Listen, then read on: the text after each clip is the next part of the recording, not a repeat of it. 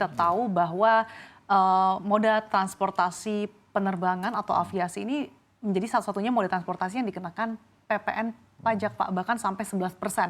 Belum lagi ada usulan di tahun depan akan dinaikkan jadi 12%. Nah, terkait dengan usulan Kemenhub terkait dengan penghapusan pajak PPN ini sebetulnya seperti apa sih Pak? Boleh dijelaskan? Oke.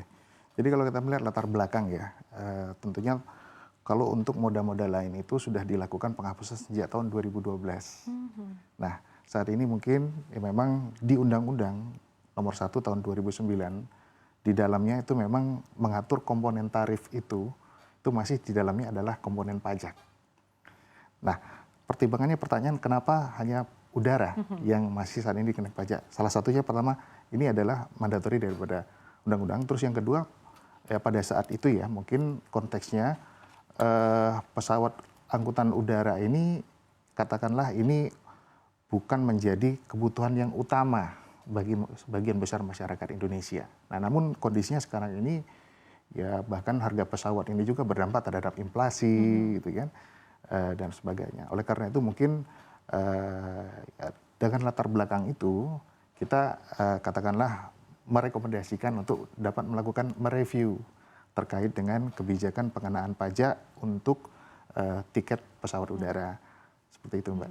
Kan saat ini di kisaran 11% Pak. Kalau dari Kemenhub sendiri adakah level dari pajak PPN sendiri misalkan tidak dihilangkan tapi mungkin dikurangin Pak? Ya. Apakah ada kajian khusus? Jadi kalau kita kemarin sudah sebenarnya exercise ya. Jadi kalau misalnya kita menghilangkan katakanlah PPN 11%, ini paling tidak bisa mereduce 7-9% daripada biaya tiket. Nah tetapi sekali lagi Mbak, terkait dengan kebijakan kalau bahasanya tadi Pak Denon relaksasi, ya, relaksasi atau dalam bentuk insentif pajak, pengurangan pajak, ini menjadi domain daripada Kementerian Keuangan dan juga nanti akan diputuskan oleh Satgas. Nah dalam hal ini Kementerian Perhubungan, ya kami hanya memetakan permasalahan dan kemudian indikator-indikator, selanjutnya menyampaikan alternatif kebijakan ini menjadi salah satu alternatif solusi yang ditawarkan. Apakah usulan relaksasi ini sudah disampaikan Pak ke stakeholder atau Kementerian Keuangan? Ya. Jadi Kementerian Perhubungan ya secara kontinu ya Bapak Menteri Perhubungan senantiasa berkomunikasi dengan Kementerian Keuangan, Kementerian Perdagangan. Tadi menyangkut beberapa hal. Contoh pada saat ini kita masih memberlakukan fuel surcharge ya untuk membantu biaya operasional pesawat.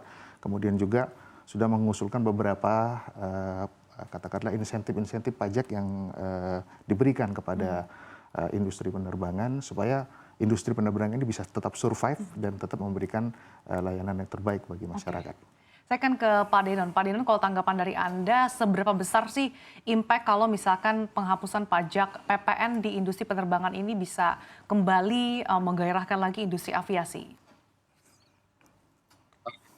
Saya pikir dengan traffic yang begitu banyak di Indonesia ya, artinya pasca COVID ini mungkin per tahun sejak 2023 itu sekitar 190 juta penumpang, dampaknya cukup besar kalau kita bisa mendapatkan relaksasi atau pertimbangan Kementerian Keuangan untuk merespon nilai tukar mata uang rupiah dan mata uang asing ini yang kurang lebih selisihnya sekitar 300 semenjak 3.000 semenjak pasca Covid tahun 2022 sampai sekarang 2024. Ditambah lagi selain tadi yang disebutkan oleh Pak Roby 11% PPN dan PPh 2,5%. Kalau Kementerian Keuangan juga bisa merespon kebijakan dari Kementerian Perindustrian yang membebaskan lartas tadi, di mana pajak spare part bea masuk itu antara 5% sampai dengan 7% ini bisa mendapatkan relaksasi, tentu dampaknya terhadap harga tiket ini cukup signifikan, sehingga maskapai bisa melakukan cross subsidi harga antara rute-rute padat dan rute-rute jarang. Nah, ini yang tentu diharapkan bagaimana keberpihakan pemerintah di dalam mendukung agar industri penerbangan ini tetap bisa bertahan atau survive di dalam menghadapi kenaikan harga nilai tukar mata uang rupiah dan mata uang asing. Dengan adanya relaksasi pajak PPN, ditambah lagi dengan tadi relaksasi bea masuk impor spare part Pajak yang bea masuk, diusulkan, ya. seberapa besar sih Pak dampaknya bagi harga tiket pesawat ini bisa diturunkan? Ya, kami berharap ini semua bisa tetap affordable karena nanti di situ juga masih ada termasuk yang disampaikan oleh Pak Robi tadi mengenai PSC atau kita mengenali dengan istilah PJP 2U, di mana PJP 2U ini masuk ke dalam 1 banding harga tiket pesawat yang tentu di setiap tujuan atau destinasi disesuaikan dengan tingkat traffic dari masing-masing kota atau destinasi. Nah, dari apa yang disampaikan oleh Pak Robi tadi di Badan Kebijakan Transportasi, PJP 2U ini juga akan berkontribusi terhadap harga tiket pesawat. Jadi ada multisektoral yang bisa berpartisipasi di dalam menurunkan tiket pesawat selain dari Kementerian Keuangan, dari sisi perpajakan, kemudian dari sisi aftur dari Kementerian SDM, dan tadi yang disampaikan oleh Pak Robi dari Kementerian Teknis atau Kementerian Perhubungan terkait dengan PJP 2U dan tarif batas atas yang mungkin nanti bisa menjadi pertimbangan untuk bisa memberikan kesempatan bagi maskapai untuk memberikan harga tiket sesuai dengan kepadatan rutenya. Itu saya pikir 4 sektor yang dalam waktu dekat bisa direspon pemerintah di dalam menurunkan harga tiket. Oke, jadi diperlukan koordinasi antar berbagai lembaga, kementerian ataupun stakeholder ya Pak Ya, terkait betul. dengan hal ini. Lalu seperti apa sih Pak harapan dari Kementerian Perhubungan khususnya yang sudah melakukan kajian beberapa opsi yang sudah bahkan dilakukan semenjak tahun 2020 ya Pak, semenjak pandemi COVID-19 ini harapannya seperti apa?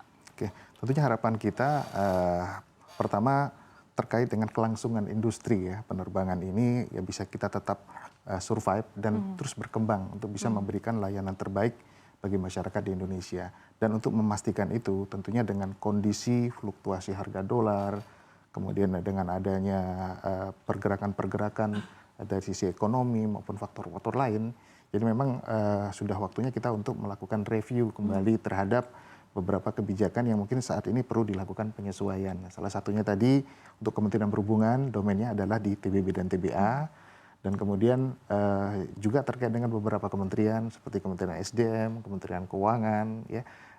Dan tentunya ini memang harus karena mengingat ini adalah lintas sektoral, ya memang idealnya diorkestrasikan di level kementerian koordinator. Oke.